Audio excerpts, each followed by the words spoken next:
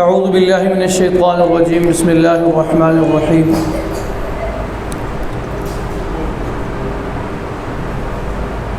ان الذین قالوا ربنا اللہ ثم استقاموا تتنزل علیہم الملائکۃ الا تخافوا ولا تحزنوا وابشروا بالجنۃ التي كنتم توعدون قال النبی صلی اللہ علیہ وسلم خیرکم من تعلم القرآن وعلمہ صدق اللہ العظیم۔ قرآن مجید فرقان حمید کی یہ مبارک اور بابرکت محفل الحمدللہ اللہ جل جلالہ کی توفیق سے پورے دنیا کے اندر اور خاص طور پر رمضان میں تراویح وغیرہ کے اندر منعقد ہیں۔ مسلمان اپنی تمام تر کوتاہی سستیوں کے باوجود رمضان کے اس مبارک مہینے کو بھرپور اللہ جل جلالہ کی عبادت اور اللہ جل جلالہ کو راضی کرنے کے لیے اپنی ہمت اور کوشش کے مطابق اس میں رمضان المبارک کے اندر ہمت فرماتے ہیں، اور جو حسب توفیق ان کو میسر ہو، جس عبادت کی جو توفیق ان کو مل جائے وہ الحمدللہ اس عبادت کو کرتے ہیں۔ تو ان عبادتوں میں سے رمضان المبارک کے اندر بالخصوص جو اہم ترین اور افضل ترین عبادت ہے وہ رمضان اور قرآن کا آپس کا جوڑ ہے، اور یہ اللہ جل جلالہ نے خود قرآن مجید کے اندر اس کو بیان فرمایا ہے، شہر رمضان الذی انزل فیہ القرآن، کہ یہ رمضان کا مہینہ اللہ جل جلالہ نے جو اس امت کو عطا فرمایا ہے اس میں اہم ترین جو فضل ہے، اللہ جل جلالہ کا احسان ہے، وہ قرآن مجید کا اس مہینے کے اندر نزول ہے۔ آسمان دنیا، لوح محفوظ سے آسمان دنیا پر یکبارگی سارے کا سارا اللہ جل جلالہ نے انا انزلناہ فی لیلۃ القدر، شب قدر کے اندر نازل فرمایا۔ تو مختصر دو باتیں عرض کر کے جو بات کو اختتام کی طرف لے جاؤں گا۔ حضرت قاری صاحب بھی تشریف لے ان کی تلاوت ہوگی۔ یہ جو قرآن مجید کا اختتام ہو کسی بھی شکل میں، ناظرہ ہو، حفظ ہو، کوئی آدمی ذاتی طور پر پڑھے، کوئی آدمی پوری کلاس کو پڑھائے اور اس میں سے کسی کا اختتام ہو یا پوری کلاس کا اختتام ہو، یہ جب بھی قرآن مجید مکمل کیا جاتا ہے اور مکمل ہو، احادیث کی روشنی میں ہمیں یہ معلوم ہوتا ہے کہ اختتام قرآن کے بعد کا جو موقع ہے وہ انتہائی برکت والا موقع ہے، اور اس میں اللہ جل جلالہ کے دربار میں جو بھی دعا کی جائے اللہ جل جلالہ اپنے فضل سے قبول فرماتے ہیں۔ اور حضرت عبداللہ بن عباس رضی اللہ تعالیٰ عنہ کے بارے میں ان کا ذوق دیکھیں، کتب احادیث کے اندر یہ بات موجود ہے، تحفہ حفاظ کے اندر حضرت نے لکھی ہے کہ انہوں نے ایک بندے کو تنخواہ پر ملازمت کے لیے رکھا، حضرت عبداللہ بن عباس رضی اللہ تعالیٰ عنہ نے، جنہیں حبر الامہ کہا جاتا ہے اور رئیس المفسرین کہا جاتا ہے، ایک آدمی کو تنخواہ پر ملازم رکھا اور اس کے ذمے ڈیوٹی اور ذمہ داری یہ تھی کہ جہاں جہاں تک وہ ان کا اس وقت کا سورسز تھے، وسائل تھے، کہ جہاں بھی جس بندے نے کسی بھی شکل میں قرآن مجید مکمل کیا ہو یا مکمل کر رہا ہو تو وہ آ کر حضرت عبداللہ بن عباس رضی اللہ تعالیٰ عنہ کو اطلاع کرتا تھا کہ اب فلاں شخص کا فلاں موقع پر جو ہے وہ قرآن مجید مکمل ہوگا، تو اس کے ساتھ مل کر پھر عبداللہ بن عباس رضی اللہ تعالیٰ عنہ دعا کیا کرتے تھے اور اللہ جل جلالہ سے جو ہے وہ اپنی حاجات اور ضروریات کو مانگا کرتے تھے۔ تو بہرحال اس سے یہ معلوم ہوتا ہے کہ اختتام قرآن کا یہ موقع کسی بھی شکل میں اور بالخصوص ایسی شکلوں میں جو ہوتا ہے وہ بہرحال بڑا برکت والا، بڑا رحمت والا، بڑا عظمت والا ہوتا ہے، اور اس میں اللہ جل جلالہ کے سے انسان جو بھی دعا مانگتا ہے اللہ جل جلالہ قبول فرماتے ہیں۔ تو ہماری عادت رواج، میں بار بار کہتا رہتا ہوں ساتھیوں سے کہ ہم اپنی ضرورتوں کو بندوں کے سامنے بکھیر دیتے ہیں۔ جب کسی بندے سے ملاقات ہوتی ہے، یہ بھی نہیں ہے، یہ بھی نہیں ہے، مر گئے ہیں، لٹ گئے ہیں، اور پھر بالخصوص اس وقت جو سن 2018 کے بعد کے ہمارے ملکی معاشی حالات چل رہے ہیں،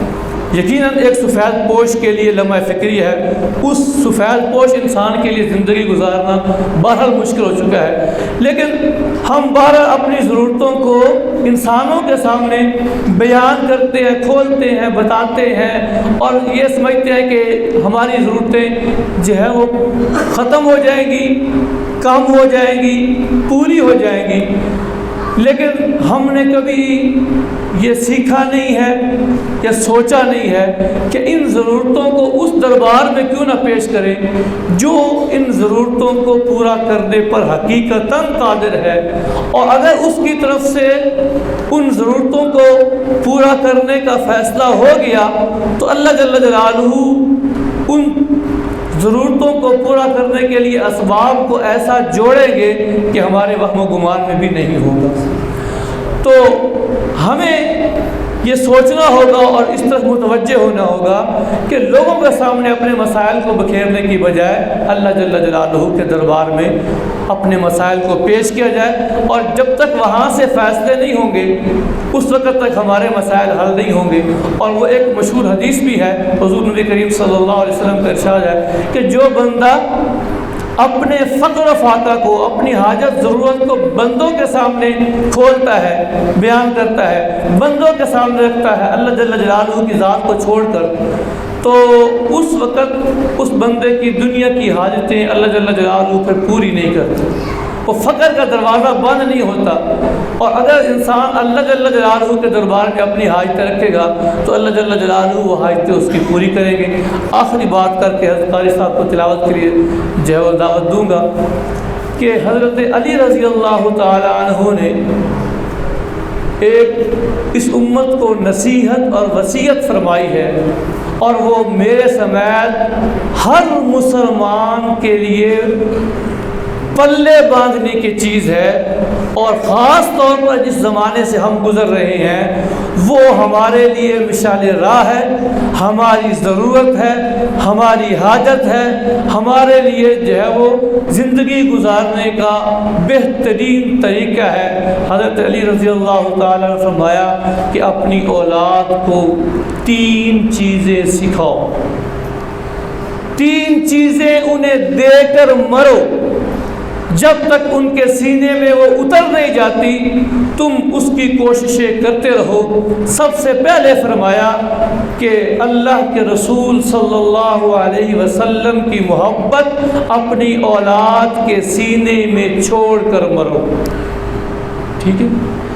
ہماری اولاد کو پتہ ہو کہ ہم مسلمان ہیں تو کس حیثیت سے ہیں، اور ہمارے نبی صلی اللہ علیہ وسلم کا رسمی تعارف نہ ہو کہ وہ مکہ میں پیدا ہوئے، ربیع الاول کو پیدا ہوئے، ان کے دادا کا نام یہ تھا، والد کا، یہ رسمی تعارف ہے۔ حقیقی تعارف یہ ہو، اس کو حاصل ہو کہ ہمارے نبی کریم صلی اللہ علیہ وسلم کی ذات کیسی عظمتوں والی ذات تھی، اور ان کا بحیثیت مسلمان ہمارے ساتھ یا میرا ان کے ساتھ کیا تعلق ہونا چاہیے۔ ٹھیک ہے، تو پہلی وصیت فرمائی کہ اپنی اولاد کو محبت رسول، عظمت رسول ان کے سینوں میں داخل کرو، اور دوسری فرمائی حضور نبی کریم صلی اللہ علیہ وسلم کی اہل بیت کی محبت، اہل بیت رسول صلی اللہ علیہ وسلم کی محبت یہ بھی اپنی اولاد کو سکھا کر مرو، اور تیسری چیز وہ فرمایا قرآن، قرآن کی تعلیم، قرآن کی عظمت، قرآن کا مقام، قرآن کا تقاضا، قرآن کی ضرورت، قرآن کا مقصد آمد، اور پھر ہمارے لیے قرآن جو ہے وہ کیا کیا ضروریات ہماری اس کے ساتھ وابستہ ہے، کیا کیا توقعات ہیں دنیا اور آخرت میں ہمارے لیے، ہمارے مسائل کا کتنا وہ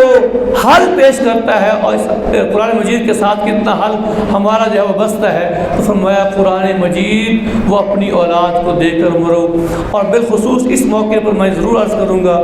ہم دنیا کی ہر نعمت کو حاصل کر کے اپنے لیے کوئی والد نہیں کرتا۔ جس کو اللہ نے